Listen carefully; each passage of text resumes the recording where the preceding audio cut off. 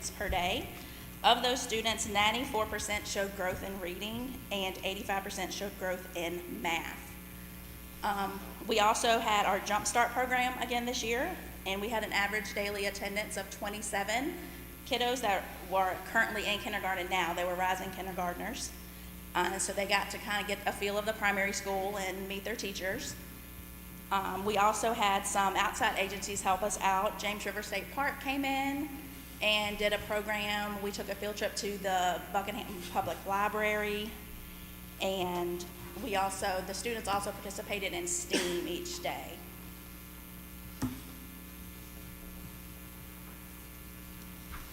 And Kelly Miller was our coordinator at the elementary school. Hello, good evening. We had 81 students. Our theme this year was the Olympics, to go with the Olympics that just finished up. We do project-based learning during the summer, so that's mixing reading and math and science and STEM and all of those things into one class. And so if you'll click the next slide, you can see what our core subjects were, but all of those subjects were taught in almost every class you see on there. We had a wide variety of encore classes that the children got to choose which classes they wanted to participate in during the 4 weeks. And then our third graders did sustainable arenas. They wanted to make an arena in the state of Virginia. They used sustainable things, recycled materials, and then they had to decide what they were going to do with the arena after the Olympics were over. Our fourth graders worked with our quiz bowl. That's our science and history games. They created their own games for encore and for our quiz bowl. And then fifth grade designed Olympic mascots that represented the state of Virginia. And then I think our next slide is the encore classes. And then we had 24 students who participated in the after school, summer school, and they worked what we call summer jam. And we played all kinds of games. They learned how to play all kinds of different games. But we concentrated on sportsmanship, what makes a good player, how do we be a good teammate, how do we lose graciously, how do we win graciously. And then we went on our field trip to the Virginia Science Museum. Oh, I forgot about this. Oh, we had part of our summer jam, the kids got robots, and they were just given the robot and the computer and the program to run. And they had to do different things with the robots. So in one video, I don't know if it's going to work, Patrick, I hope. One is them using a xylophone, and one is them using it as a catapult.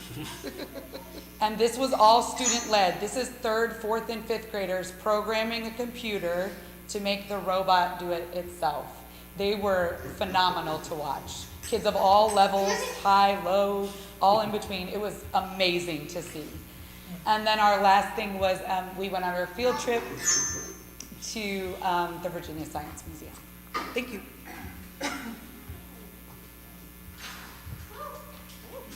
Nice job. I'm trying to tell some of those field trips. So at the middle school, we had 5 different teachers, and we covered, we had 2 teachers for English, we had 2 teachers for math, and then we had 1 sped teacher to kind of fill in and bridge the gaps so we could get those students caught up to where they needed to be prior to returning to us in the fall or moving them on to the high school. We had 41 total students in attendance, and then we covered math 6, 7, and 8, and then we had English 6, 7, and 8, so that the groups, we could keep them a lot smaller. And then we had 2 paraprofessionals that we divided time between those 3 different grade levels to get in there and have some of that extra hands-on help. When we did, each one did a pre-test and then a post-test, and 91% of the students either maintained their score that they had achieved, or they showed growth when we compared the pre and post-test data in reading, and then 97% of students stayed at the same level or showed growth when compared to the math. So we were really proud of those numbers. They were showing lots of growth there. Our average daily attendance was 31 students, which was really great because getting middle schoolers up and out in the summer is a chore, but we were really happy to have them all here every day. We had lots of enrichment activities. We partnered with the Century 21 and the Knights Power program, which also had 5 teachers there They did fitness, where they were able to go out and see some of the ROTC obstacle courses. They did strategy and games, where like at the elementary, where they learned how to work together to come up with strategies to play different games and spend time together and work together. The cooking class was a big hit. They made all kinds of fun stuff, like they took the french fries and put them in the bottom, and it was kind of like an unstuffed pizza, and the walking tacos. So our hallway smelled really great every single day. They did lots of STEM activities. They did life skills. Some more pictures. They got lots of time outside to try some ROTC stuff. And this is some pictures of them gluing and putting things together where they were building stuff for the STEM. So we had a really good program here at the middle school. And the high school is also housed here with us. So here is Mr. Talley to tell us about that. Okay, good evening. The high school participated in the summer school program at the middle school.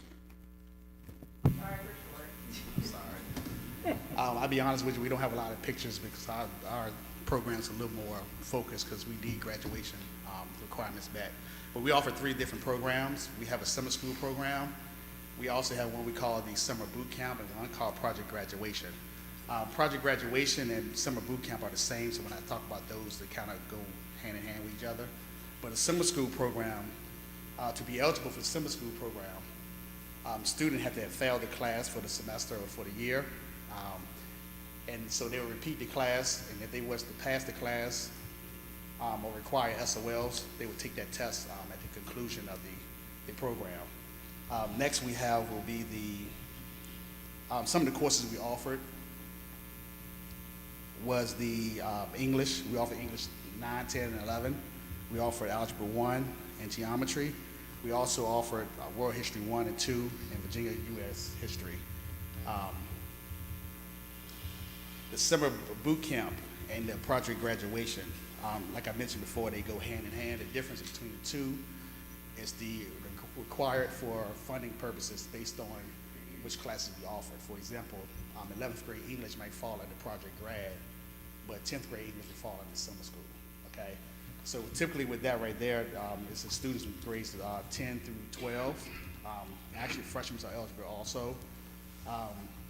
So for summer school, to be eligible for summer school, a student, for the boot camp, a student may have passed the class for both of them. They passed the class, but did not pass the SOL, okay? So the difference between the two, the boot camp, were actually the same. Both of them would come in, they would come and we would remediate them for 4 days. On the 5th day, they would actually take the SOL test. If they qualify for expedited retake, we would remediate them for 2 more days, and then they would take the test again. Repeat that process until the test is passed. So that's kind of how we do both of our programs for the summer school and the boot camp. Moving forward, I like to see the one hurdle we had this year, which I like to see moving forward, is participation. We didn't have the same numbers as the other schools. I think we had maybe about 35 students. They came, some of them didn't come. A lot of times we reached out to the parents. The parents would tell us that they would check with the students. So our goal this year is to reach out to the parents and try to encourage them to attend, because this is the requirement the student needs for graduation. Yeah, thanks. Overall, I think we had a really great summer school program, and we hope to have another great program next summer as well.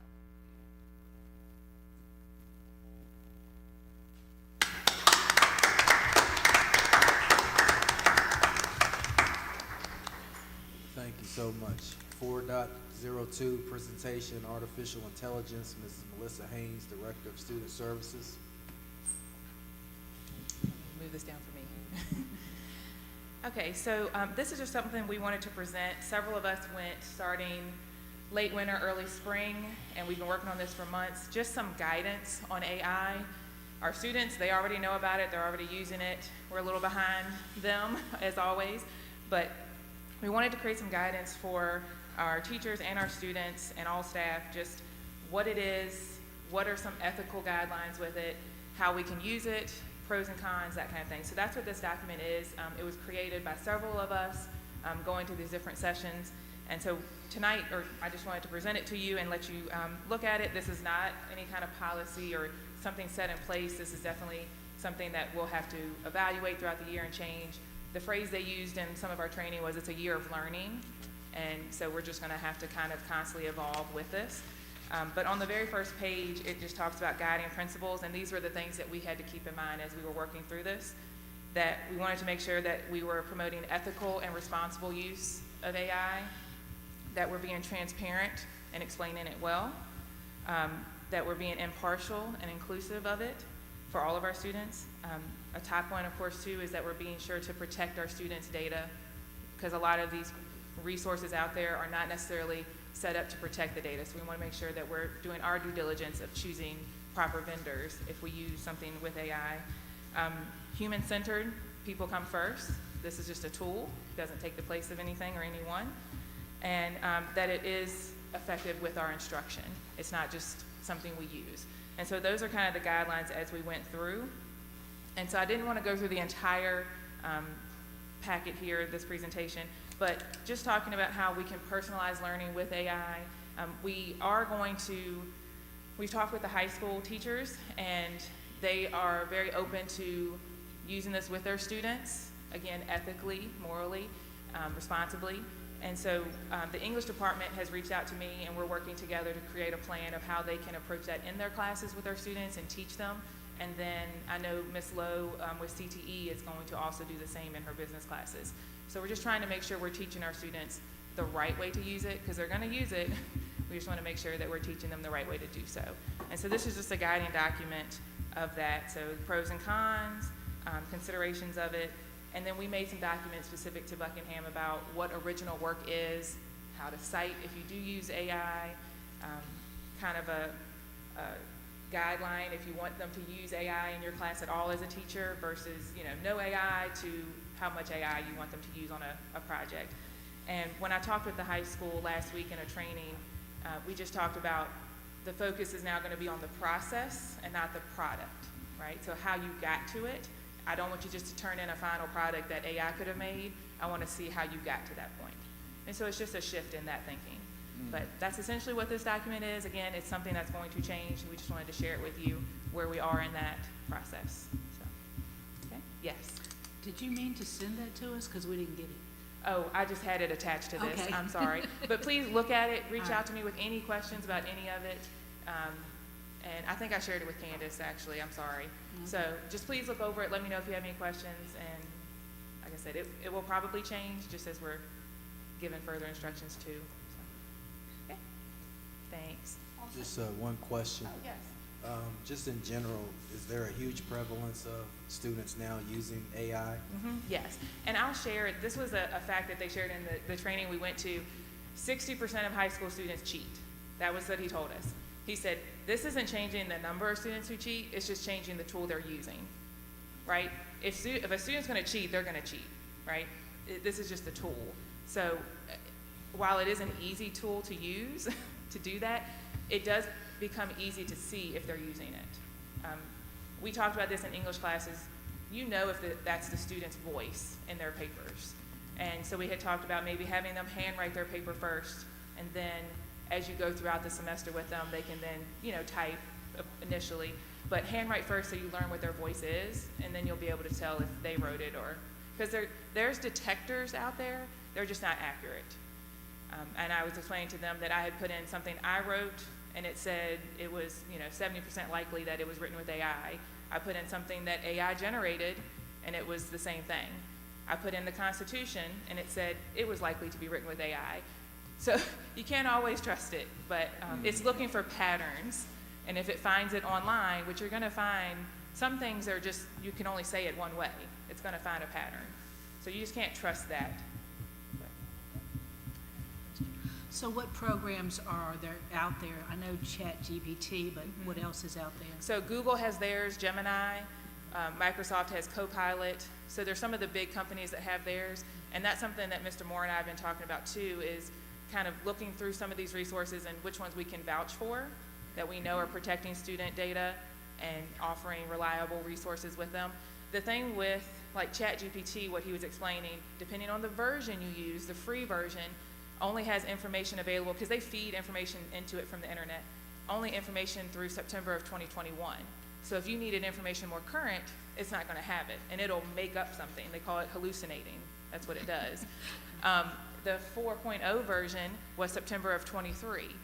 And so again, it's not the most up-to-date information that you're going to have on there. So that's why everything needs to be validated by a human no matter what. So that's Thank you. the key to know. You're welcome. Thank you. Anyone else? Thank Thank you. Thank you. 4.03 Senior of the Month, Dr. Keeler.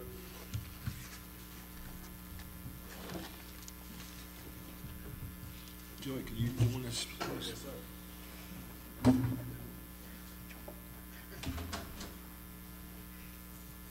Presentation of the certificate. It's my pleasure to introduce our very first Senior of the Month for this year. However, he's not the first. He's the 25th Senior of the Month that we've honored since we started the program. So, Grayson, come on up. Give him a hand.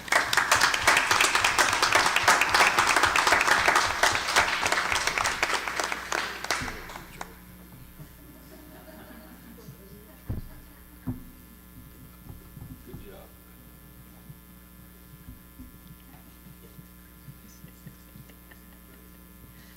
Grayson is a member of the National Honor Society. He has a grade point average of 4.27. He ranks 5th in his class. Very proud of that. He has been an ROTC rater for 3 years, where he was a member of the 2023 Brigade Champion Mixed Team. He has been a 3-year member of the outdoor track and indoor track team, and where he throws the shot put and discus. Grayson is also a member of the cross-country team for the last 2 seasons. This past summer, Grayson represented Buckingham County at the American Legion Boys State held at Radford University. It was a big honor for him. And outside of school, Grayson is a dedicated member of the Bethlehem Baptist Church Youth Ministry. Grayson is a member of the AAU track and field, where he competed in several meets over the summer in shot put, discus, and javelin. Grayson also works part-time in the family lawn care and landscaping business. And he is in the process of applying for an Army ROTC scholarship. Grayson plans on attending Virginia Military Institute, where he wants to major in engineering. And after VMI, his dream is to be a helicopter pilot in the United States Army. Let's give him a big hand for that.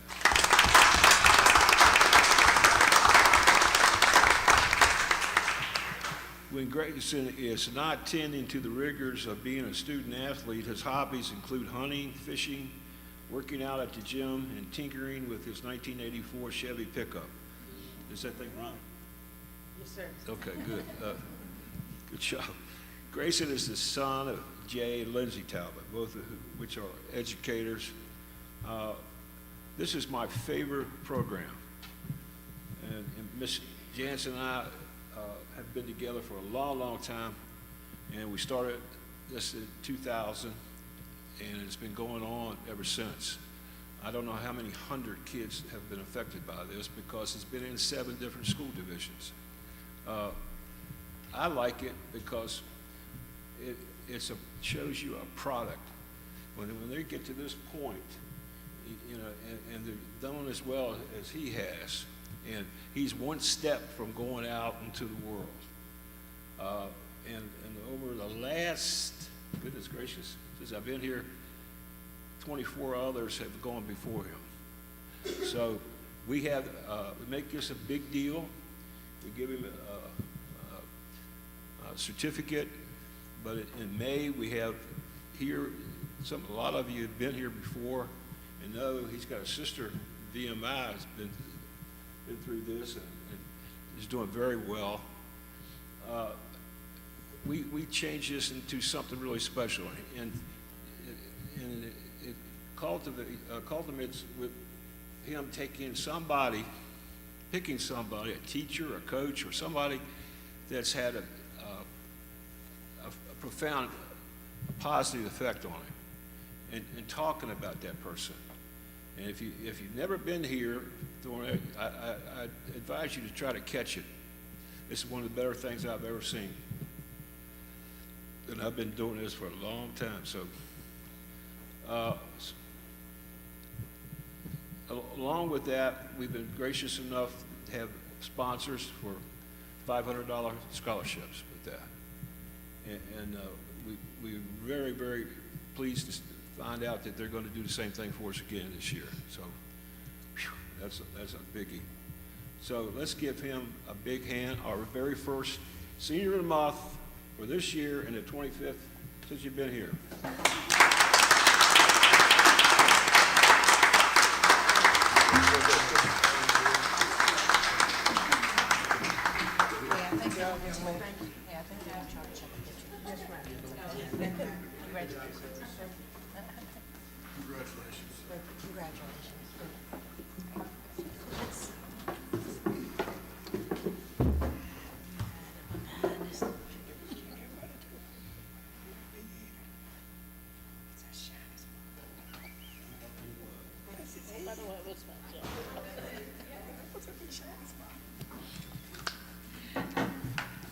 We'll start the Employee of the Month next month.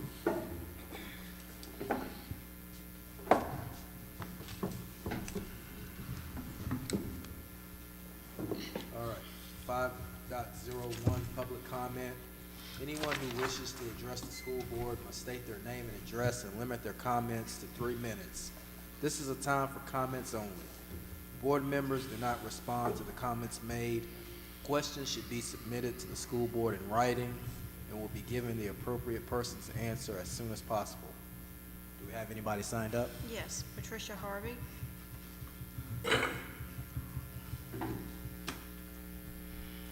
I sent each one of you an email last night, which I don't know whether you got, so maybe check your spam. If you didn't get it, I will give you my phone number, which is 434-315-3892, and you can call me and I'll try to resend it.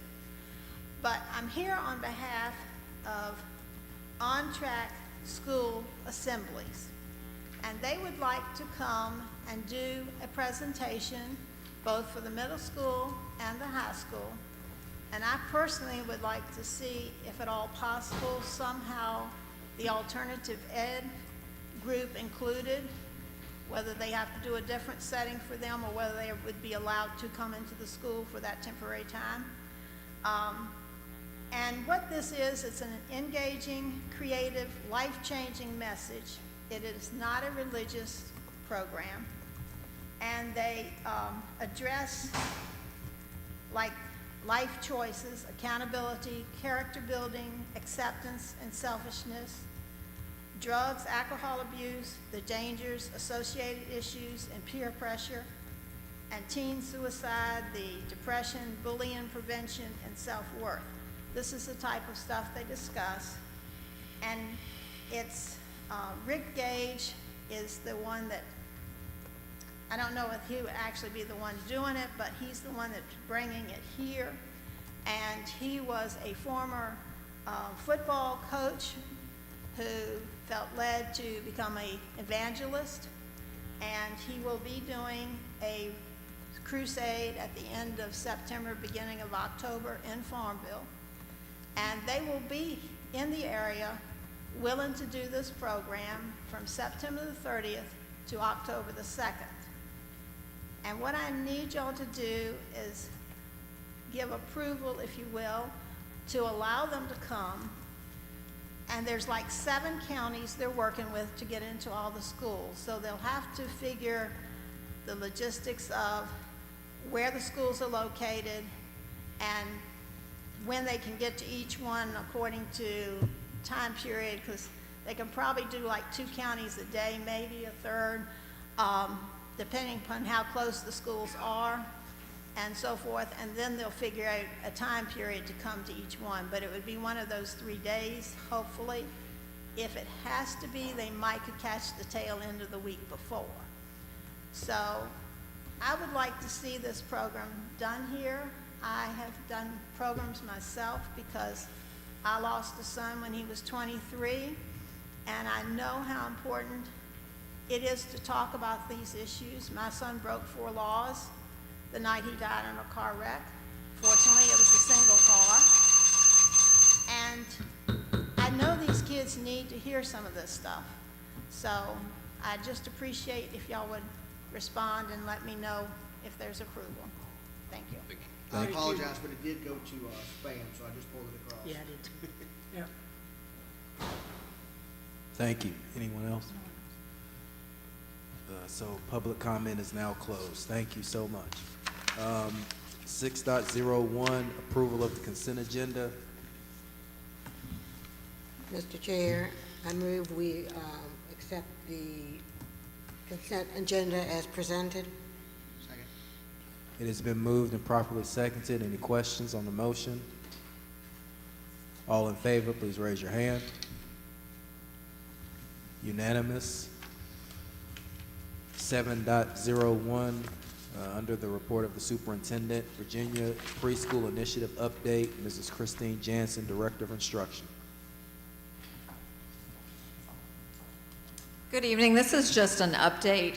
I just wanted to let you know that the state has been working hard, Tiffany Mingling from the state, to get us additional seats so that all of our children would be accounted for and paid for in the preschool program. And we have the most seats that we've ever gotten. So I just wanted to publicly acknowledge Tiffany Mingling with the state for making sure that we got all of our kids and the funding that we needed for the program, for the preschool program. So we now have 75 seats from the state, and in addition with the 25 from Title I. So we're in very good shape.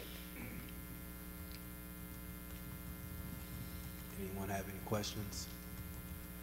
All right. 7.02, recommend approval of the revised 2023 through 2028 gifted plan. Mrs. Christine Jansen, Director of Instruction.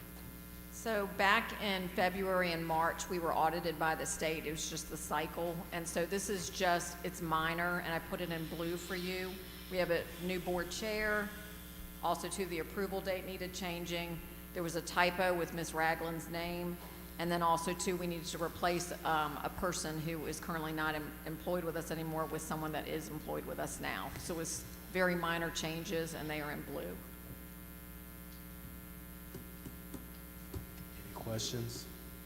So do we need to make a motion then? Mr. Chairman, I make a motion to approve the local plan for the education of the gifted for Buckingham County Schools for 2023 through 2028. Second. It has been moved and properly seconded. Any questions? All in favor, please raise your hand. Unanimous. Thank you. 7.03, recommend approval of the criteria for independent educational evaluations. Mrs. Amy Scott, Director of Special Education. Good evening. There are actually no updates to this criteria. We just look at it every year to make sure information is correct, that the providers that we have as approved providers are still practicing. So everything is still looking good. So there's really no changes for the criteria right now.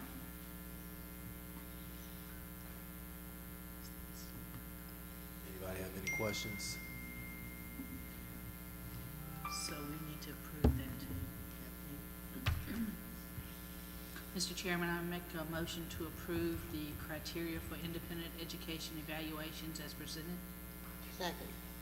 It has been moved and properly seconded. Any questions? All in favor, please raise your hand. Unanimous. Thank you. Thank you. 7.04, recommend approval of committees for the 2024 through 2025. I guess that's school board committees, I guess? It's the three that are on this attachment. The Teacher Advisory Committee, Staff Advisory Committee, and the Calendar Committee. Okay. Mr. Chairman, I make a motion to approve the committees for 2024, 2025 as presented. Second. It has been moved and properly seconded. Any questions? All in favor, please raise your hand. Unanimous. 7.05 VSBA 2024 Annual Convention.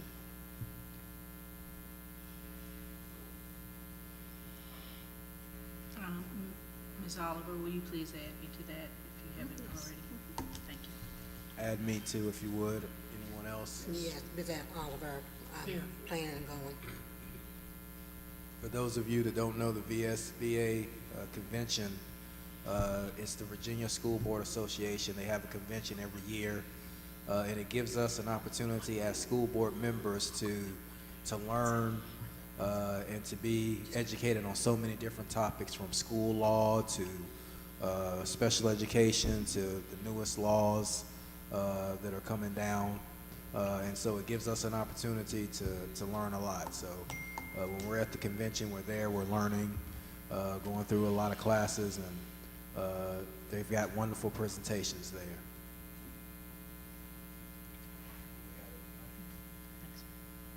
All right, and I see we've got a new student liaison. Why don't you introduce yourself and give us your report, 7.06. All right, hi, my name is Lily Jones, and I'm the student liaison for the 2024 through 2025 school year.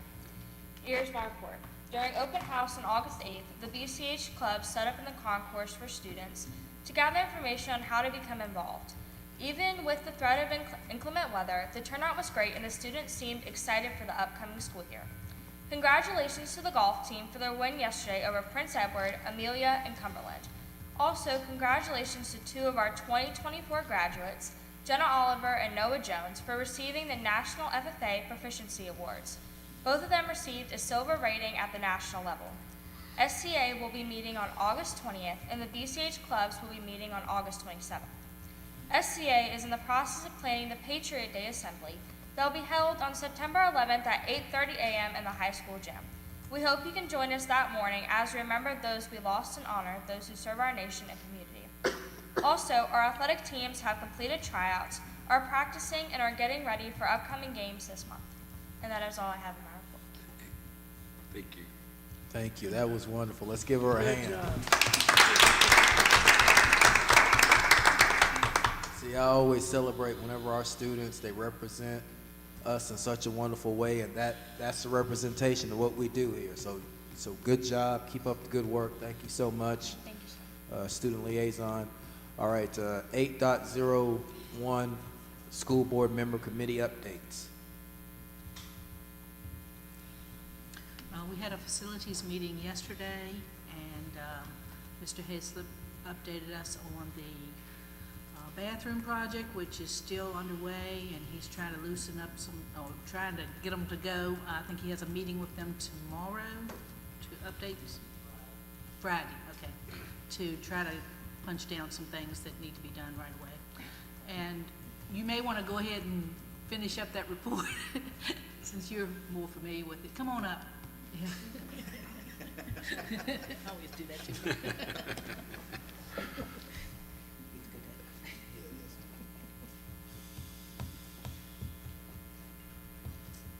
Thank you for letting me come up. The bathroom project is, I was hoping to hand us keys this time, but again, running into a few punch list problems at the end. When we get a little closer, I'm going to maybe have Mr. Snoddy or some facilities committee members come by and take a look at it before we take possession of it, let's say. But that's getting closer and closer. We do need some CVC tile put down and a few other things in there to really button it up, but it is looking good, and the craftsmanship on that is good, so that's encouraging. The greenhouse, they had on August 1st the setback with the skin. They said it was a 3-week delay in the skin of that. That's kind of the start of the project, so that should be if I'm doing my math right, should be around the 21st. That should come in, and that'll start that project. I'm keeping everybody in the loop, knowing we're a little bit delayed. Talked to Ms. Davis, who that directly affects. So as long as they get to work, we should be able to close that project down pretty quick and not affect her curriculum, hopefully. Anything else? Let me ask this question as a board. Do we want to delegate someone to take a look at it? All right, so Mr. Snoddy's gonna come take a look at it as a board representative. Sounds good. Thank you so much. Thank you. Any other committee updates? I don't think we have anything major to talk about. We're still doing our meetings and stuff. We're meeting on the first and third Thursdays of the month, so we have a meeting tomorrow. It's supposed to be 1,600, but because it's the first week of school, we're gonna be probably 4:30, sorry, 4:30. Everything's progressing. We've got several versions of salary schedules available. I think it's like 5 right now, to include a couple of the paraprofessional salary schedules proposed. So we've got to finalize those or narrow them down a little bit. I'm going to pull some of our data at the end of the month based off of our current contracts, if you will. That won't be available to us as far as information until after the checks go out at the end of the month. So once we have that, we'll be better prepared going into September. But right now, we're just moving forward, tracking forward. All right, sounds good. Anyone else?